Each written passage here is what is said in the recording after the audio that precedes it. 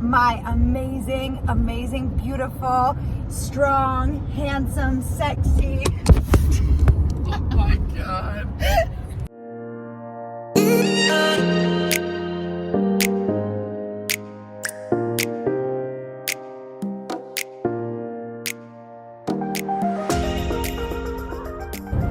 Hello. Welcome to YouTube, podcast, whatever you're listening to this, welcome. I have my amazing, beautiful, strong, handsome, sexy. Oh my God. We can edit that.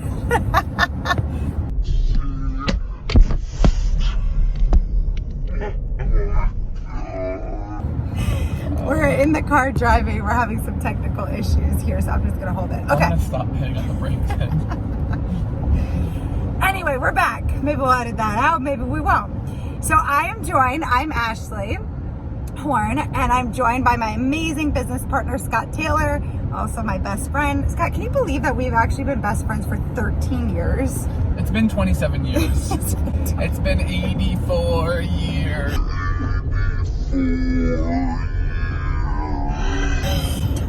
And I thought today, so we're driving up to Madison. We're taking our team out for lunch. We're super excited.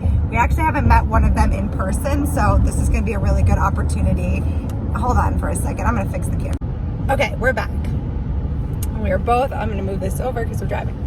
So today I thought it would be a really fun topic to talk about something that Scott and I are both really passionate about, and that is how to act like a motherfucking boss.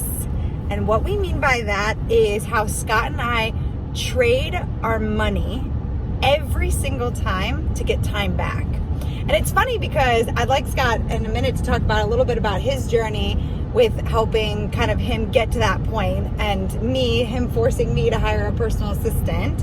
And we both have some really fun journeys, but we want to just give you a couple little tidbits about how we look at our productivity and how we've been able to stay so what's the word I'm looking for? Really efficient with our energies. Yeah. And our time. I mean, because that's the biggest thing. That's the one thing that you cannot get back is your time. And so Scott and I have really, I feel like we've mastered how to really trade our money for time. Well, I think it's the mastery of it is about changing your mindset around it. It's around seeing things differently.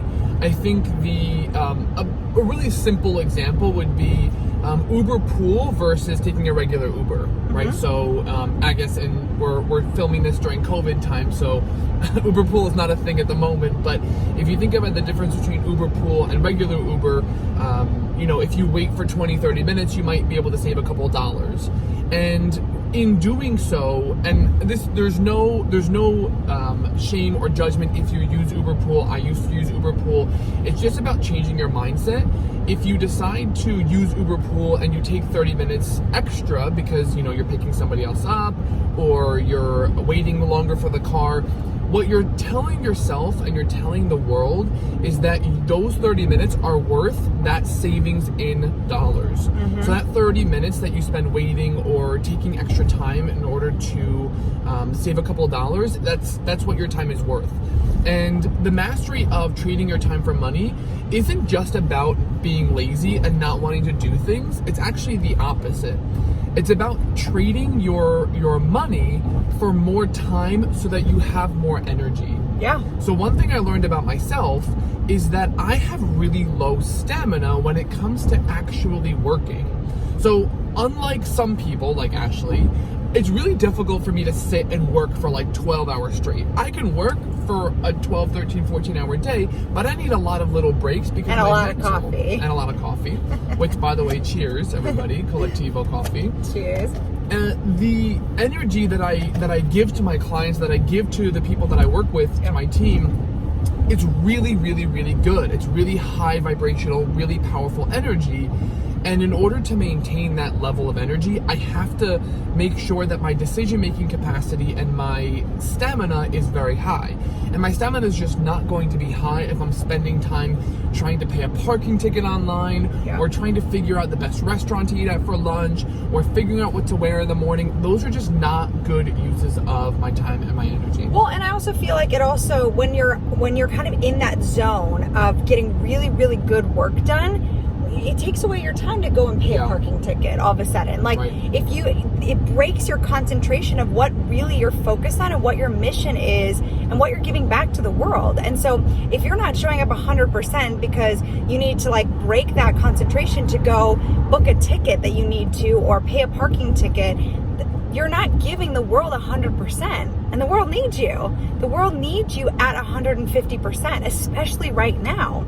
And so a couple of the things that I like to do that kind of helps me save time is I love to order Postmates. I'm a big person that if I am in the zone, or I'm working, or I'm studying for something, I love having food just delivered to me, or groceries delivered to me, so I don't even have to think about it. Now, some people love going to the grocery store. It's not really my favorite thing to do. So if it is your favorite thing to do, obviously if it brings you joy, keep doing it. But there are little tiny things that you can implement in your life right now that won't cost you a lot of money, that saves you so much time.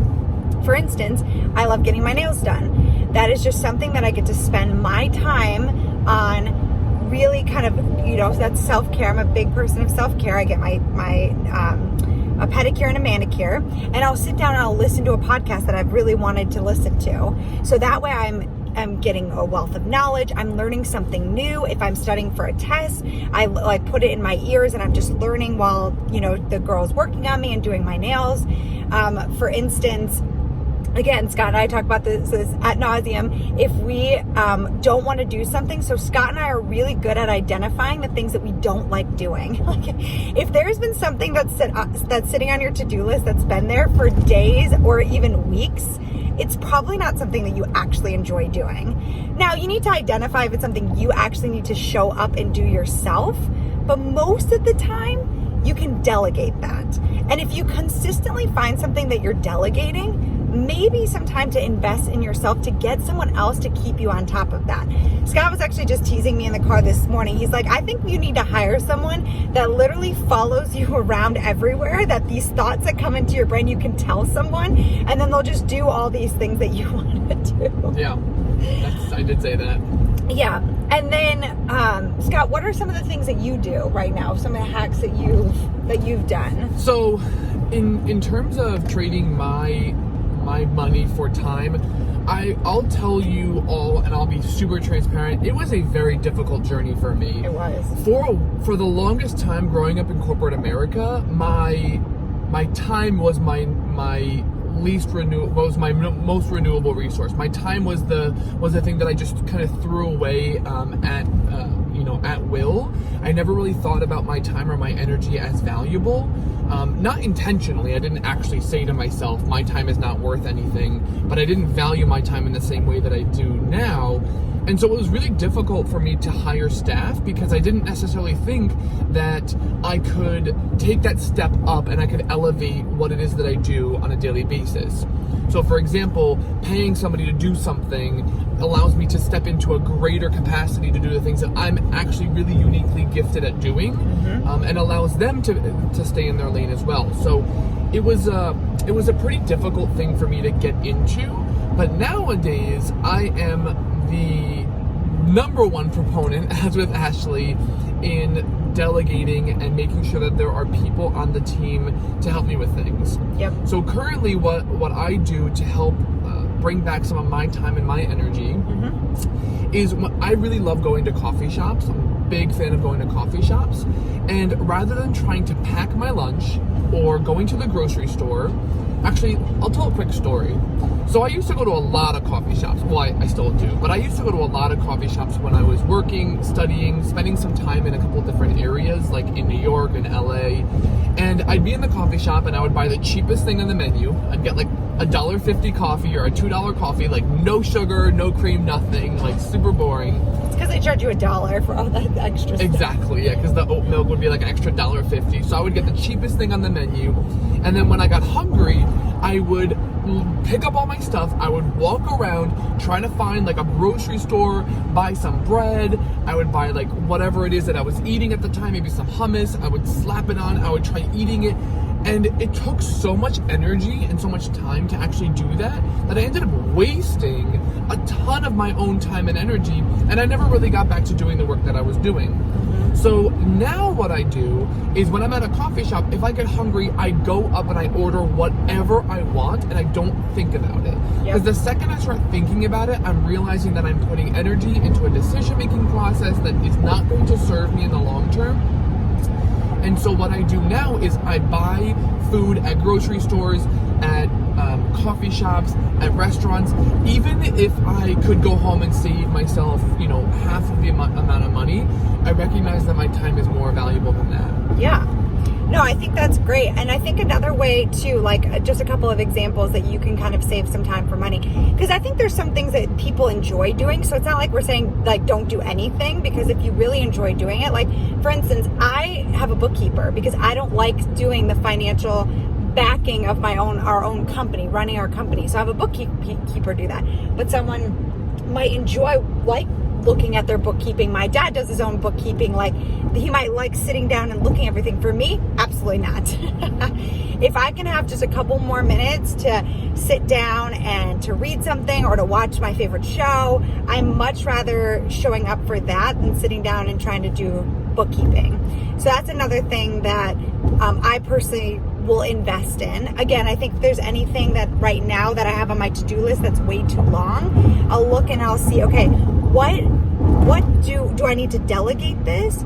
Or is this something that like I said, that I can do myself? And if I see something that I have like continue to delegate, like if there's lots of different things on there, then I'll just hire someone to take care of those things. So I hope that was helpful. Is there any other tips you have? Hiring a personal assistant doesn't need to be a full-time position. You can hire somebody to work on something for you for 3 hours a week or 3 hours a month. Yeah. There are people out there that are willing and able to do that type of work, and then think about how much time and energy you'll get back, and the fact that you're now supporting another human being in their livelihood. And that's a huge deal. I think that's a really powerful thing to do, to support another human being with money and finances. Yep. And it's something to be really grateful for the opportunity to do. So rather than thinking about it as a cost, think about it as an investment in yourself. Yep. And also the opportunity to help somebody else. And that investment will pay itself back tenfold if you can show up to the world and you're 100% yourself. If you want date night with your partner, hire someone for the night, right? Like if you need help, if you're a new mom and you want, help around the house or a night nurse, like these are things that you can look into to really help that the next day that you're showing up and you're 100% yourself. The world needs you. The world needs good people. And if you're able to show up 100% yourself, that will pay for itself times 1,000 if you're able to do things 100%. So I would recommend everybody just try it on a small scale if you have not done it before. If you have done it, then maybe start to incrementally increase. But journal out the things that you don't want to do, as Ashley mentioned, the things that take away your energy, that sap your time, and delegate some of those things. Try a couple things. And if you are currently doing it, if you are spending money to get back your time, sit down and really relish the moment, really enjoy the moment that you're getting back by actually outsourcing whatever it is that you're outsourcing, versus saying, this is another bill that I just have to pay. Yeah. So change your mindset around it, or work to change it, because that sense of gratitude that you can bring to your life by actually working, by reframing the way that you're spending money is really powerful. It can actually be a huge benefit. Yeah. Well, this was a treat. You got both of us. So thank you so much for watching and tuning in. We appreciate you. We love you. And as always, you are more than enough. So have a great day.